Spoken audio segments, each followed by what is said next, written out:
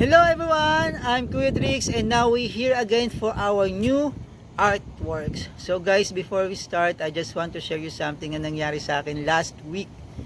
So, medyo mabigat kasi guys, na-penalize ako ng 1,000 reals. Yes, 1,000 reals. So, for equivalent, how much? 12,000 pesos sa atin. So, sobrang bigat. Kasi almost 1 month, ano na yun allowance ng pamilya ko. Syempre, negligence na rin. Kaya guys, advice ko sa inyo mga kababayan, sa mga kapwa Pinoy ko dito sa Saudi Arabia, doble ingat.